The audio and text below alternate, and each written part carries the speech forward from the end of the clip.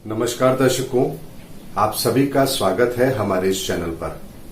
दोस्तों, बहुत से लोग अपनी कुंडली को लेकर के चिंतित होते हैं कि उनका विवाह नहीं हो रहा है और अब उनका विवाह कब होगा, या उनके बहुत सारे सवाल होते हैं कि हमें अपना जीवन साथी कैसा मिलेगा, किस दिशा से मिलेगा, पढ़ा लिखा होगा या नहीं होगा, नौकरी करने वाला होगा या नहीं होगा, कैसे संपन्न परिवार से होगा।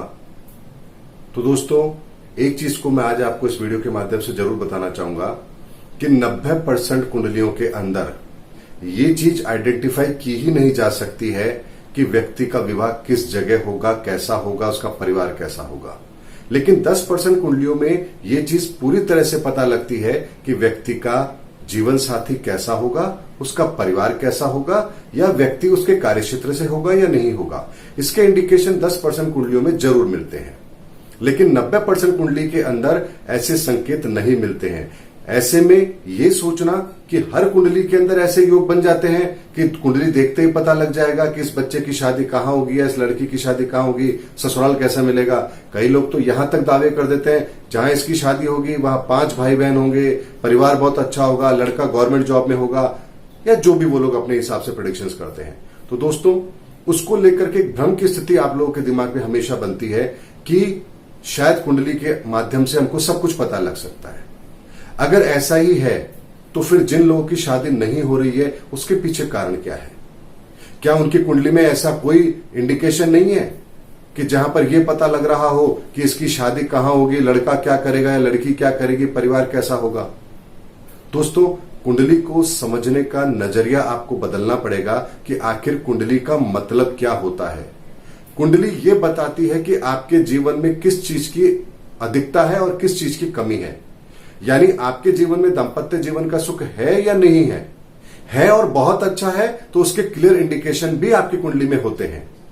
लेकिन है थोड़े संकट के कारण से है तो वहां पर केवल इतना पता लगेगा कि इस प्लेनेट के कारण से आपके जीवन में गृहस्थ जीवन का सुख कम है, और यदि उसका हम समाधान करेंगे तो हमें वो गृहस्थ जीवन का सुख भी बहुत जल्द मिलेगा। लेकिन दोस्तों, कुछ कुंडली ऐसी होती है जिसके अंदर यह बहुत ही विकट समस्या होती है कि व्यक्ति की कुंडली के अंदर विवाह का योग बन ही नहीं रहा है, या विवाह का योग बहुत ज्यादा दूषित है। ऐसी एक कुंडली को मैं आज आप लोगों के सामने लेकर आया हूं। ये स्क्रीन पर जो आप कुंडली देख रहे हैं, ये तुला लग्न की कुंडली है।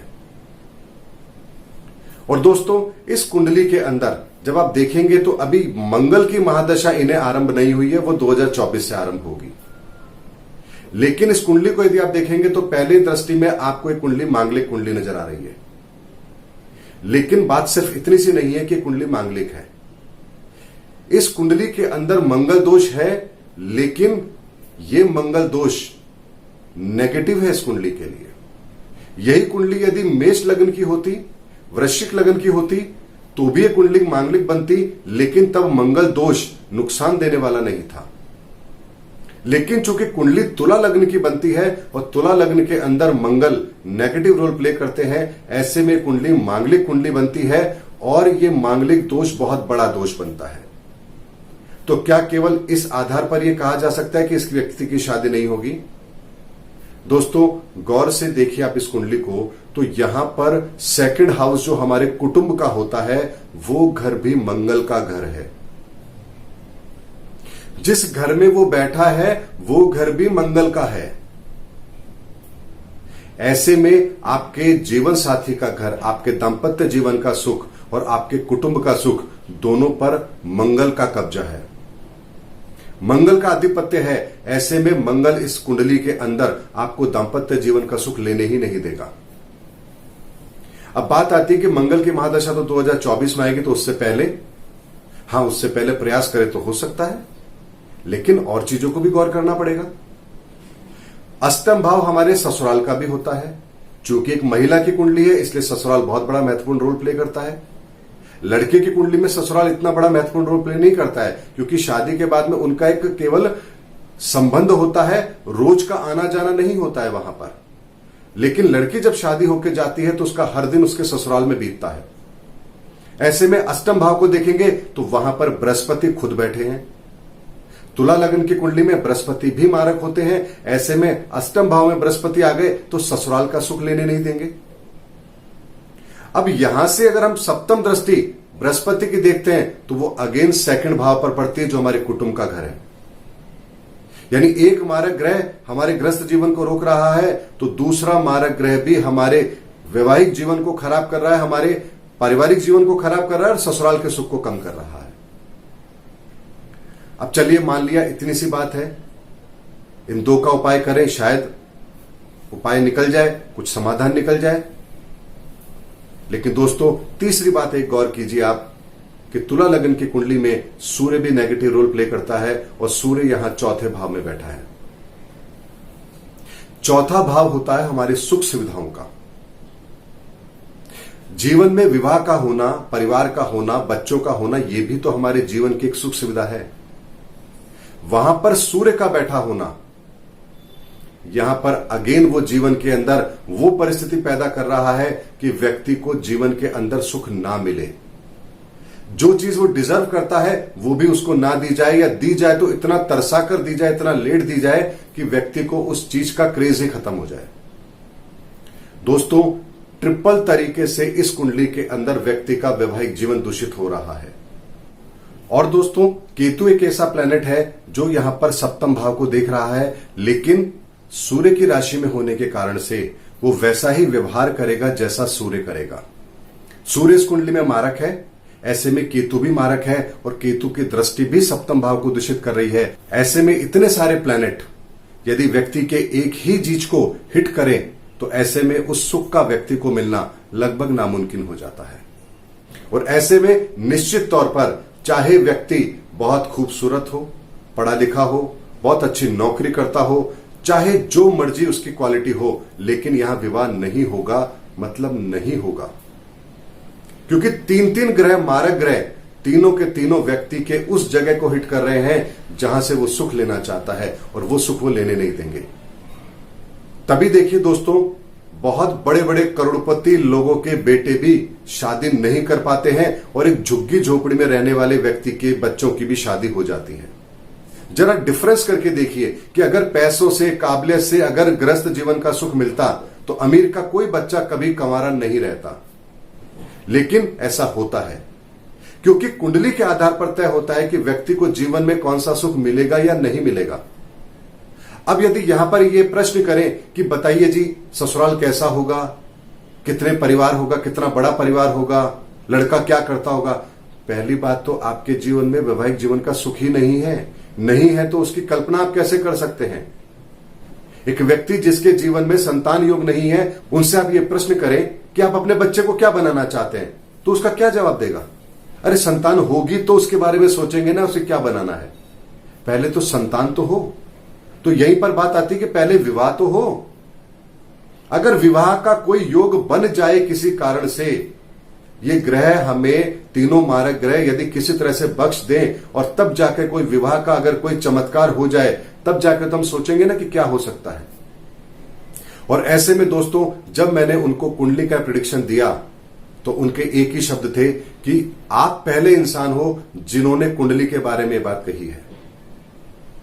पिछले 6 साल से मैं न जाने कितनी जगहों पर गया हूं, सबने मुझे टाइम दिया, इस समय पर हो जाएगी, इतने साल के बाद हो जाएगी, इस उम्र में हो जाएगी, मैं लिख के दे सकता हूं, हो जाएगा, अच्छा परिवार मिलेगा, 5 भाई बहन होंगे, बहुत संपन्न परिवार होगा। लेकिन हर डेट निकलती चलेगी और उन्होंने जो जो मुझे उपाय बताया मैंने वो सब किया, लेकिन मुझे आज तक सफलता नहीं मिली। तो दोस्तों किसी कुंडली के अंदर योग का बनना, योग का फलित होना, योग का दूषित होना और योग को फलित नहीं होने देना, यह बहुत अलग विषय है। इसलिए कुंडली के अध्ययन के समय आपको एक चीज देखनी पड़ेगी कि कौन सा प्लेनेट हमारे जीवन के अंदर हमारे किस सुख को बाधित कर रहा है। अगर वो किसी सुख को बाधित कर रहा है और यदि उस घर पर किसी और शुभ ग्रह की दृष्टि नहीं पड़ रही है तो यहां पर वो सुख आपको जीवन में नहीं मिलेगा। जैसे इस कुंडली के अंदर अगर आप देखेंगे दोस्तों, तो सप्तम भाव पर किसी भी शुभ ग्रह की दृष्टि नहीं पड़ रही है।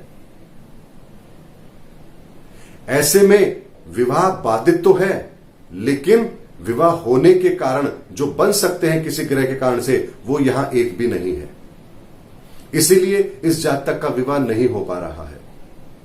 बेशक बहुत सुंदर है, काबिल है, पैसे वाला परिवार है, लेकिन फिर भी नहीं हो पा रहा है। तो दोस्तों, इस कुंडली को देखने के बाद में मुझे लगा कि आप लोगों को यह चीज बतानी बहुत जरूरी है कि क्यों हम मंगल को शुभ और अशुभ स्थिति में देखते हैं और मंगल से भयभीत होते हैं। क्योंकि मंगल यदि शुभ स्थिति में है तो विवाह के अंदर कोई बाधा नहीं आएगी, लेकिन यदि मंगल अशुभ स्थिति में है और सप्तम भाव को दूषित कर रहा है तो अकेला मंगल ही आपके जीवन के अंदर वैवाहिक जीवन को तबाह करने की या उसे पूरा नहीं होने की काबिलियत रखता है। ऐसे में मांगलिक कुंडली को लेकर के आपकी चिंता वाजिब है, लेकिन एक चीज को समझिएगा कि मांगलिक दोष हर कुंडली के अंदर खराब नहीं होता है। पर्टिकुलर किसी कुंडली के अंदर ही मांगलिक दोष खराब होता है, और जब वो मांगलिक दोष खराब होता है तो व्यक्ति को वैवाहिक जीवन का सुख नहीं मिलता है अगर वो सप्तम भाव को दूषित कर रहा है तो। अब दोस्तों, मांगलिक कुंडली है तो सप्तम भाव तो दूषित होगा ही, क्योंकि मांगलिक कुंडली बनती ही तब है जब सप्तम भाव दूषित होता है। और मंगल यदि शुभ स्थिति में है तो मांगलिक कुंडली भी आपको नेगेटिव रिजल्ट नहीं देगी, और यदि मंगल अशुभ स्थिति में है और मांगलिक कुंडली बन रही है तो ऐसे व्यक्ति का विवाह होना बहुत मुश्किल होता है, जब तक कि कोई शुभ ग्रह की स्थिति ऐसी ना बन रही हो जो उसके सप्तम भाव को देख रहा हो। तो ये एक ऐसा लेसन था जो मुझे लगा मैं आप लोगों के सामने यदि रखता हूं तो जो लोग ज्योतिष सीख रहे हैं उनको एक एडवांटेज जरूर मिलेगा कि किस तरह से विवाह की स्थिति को प्रेडिक्ट करना चाहिए। विवाह की तारीख देने से पहले जरूर देखना चाहिए कि क्या सप्तम भाव का सुख फलित हो भी रहा है या नहीं हो रहा है। नहीं हो रहा है तो आप जो मर्जी तारीख दे दीजिए, वो काम संपन्न कभी नहीं होगा। उम्मीद करता हूं आपको मेरा वीडियो पसंद आया होगा। वीडियो पसंद आया है इसे लाइक कीजिए, शेयर कीजिए, चैनल को सब्सक्राइब कीजिए, और अगले वीडियो में इससे भी आगे की इंटरेस्टिंग जानकारी लेकर मैं आपके सामने आऊंगा जो ग्रहों पर आधारित होगी और एक प्रैक्टिकल कुंडली के ऊपर भी आधारित होगी। यहां पर दोस्तों किसी भी तरीके से यह नहीं कहा जा सकता कि जो मैं कह रहा हूं वो गलत है, क्योंकि ये प्रैक्टिकल कुंडली देखी हुई है और उसका विश्लेषण करने के बाद में हर चीज कंफर्म होने के बाद में वीडियो आपके सामने लेकर आ रहा हूं। यह कोई एरर की गुंजाइश नहीं है कि मैं कह रहा हूं विवाह में बाधा है और लड़के का विवाह हो गया या लड़की का विवाह हो गया है। नहीं दोस्तों, यहां प्रैक्टिकल में वही है जो प्रिडिक्ट किया गया है, और इसीलिए यहां पर कोई एरर भी नहीं है, और इसीलिए इसको समझना भी बहुत जरूरी है, ताकि और कुंडलियों को जब आप एनालिसिस करें, खुद की कुंडली को भी, और यदि मान लीजिए आप किसी और की कुंडली भी देखते हैं उसको भी यदि आप प्रिडिक्ट करते हैं तो आपके नोटिस में बात जरूर रहनी चाहिए कि मंगल दोष, अशुभ मंगल दोष कैसे कुंडली को प्रभावित करता है। आपसे फिर मुलाकात होगी, तब तक के लिए जय हिंद, जय भारत।